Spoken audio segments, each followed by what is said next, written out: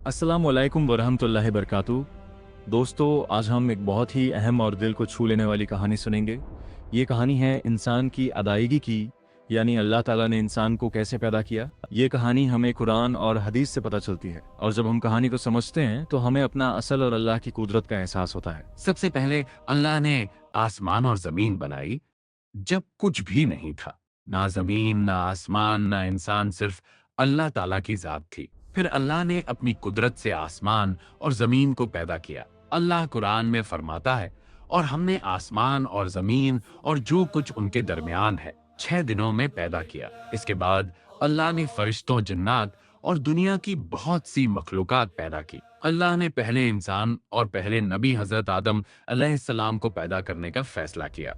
कुरान बताता है कि अल्लाह ने हजरत आदम अलैहिस्सलाम को मिट्टी से बनाया। अल्लाह जब हजरत आदम अलैहिस्सलाम का जिस्म तैयार हो गया, तब अल्लाह ताला ने उन्हें अपनी तरफ से रूह फूंक दी।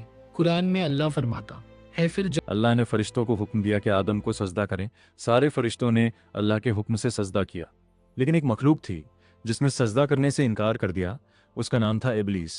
उसने कहा, मैं आदम को सजदा नहीं करूंगा, मैं आग से बना हूं और ये मिट्टी से बन गए हैं। ये गुरूर और तकब्बुर था, इसलिए अल्लाह ने इब्लीस को अपनी रहमत से निकाल दिया। कुरान में आता है, इब्लीस ने इनकार किया और तकब्बुर किया और वो काफिरों में से हो गया।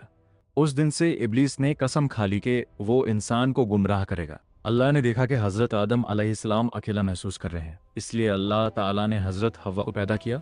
हदीस में आता है कि हज़रत हव्वा को आदम अलैहिस्सलाम की पसली से पैदा किया गया। सही बुखारी और सही मुस्लिम। अब आदम और हव्वा दोनों जन्नत में रहते हैं।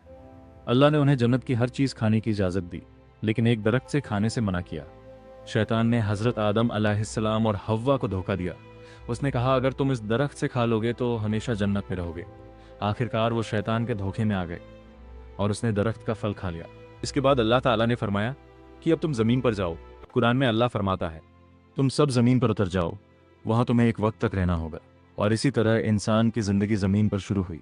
हज़रत आदम और हव्वा को अपनी गलती का एहसास हो गया। अल्लाह से तौबा की और दुआ की, ऐ हमारे रब, हमने अपने आप पर जुल्म किया, अगर तू हमें माफ़ न करे और हम पर रहम न करे तो हम नुकसान उठाने वालों में हो जाएंगे। अल्लाह ताला बहुत मेहरबान और माफ़ करने वाला है, इसलिए अल्लाह ने उनकी तौबा कबूल कर ली। ये थी इंसान की अदायगी की कहानी। इस कहानी से हमें 3 बड़ी बातें सीखने को मिलती हैं।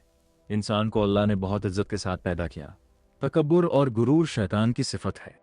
अगर इंसान गलती करे और सच्चे दिल से तौबा करे तो अल्लाह उसे माफ़ कर देता है। अल्लाह कुरान में फरमाता है, और हमने इंसान को इज्जत बख्शी।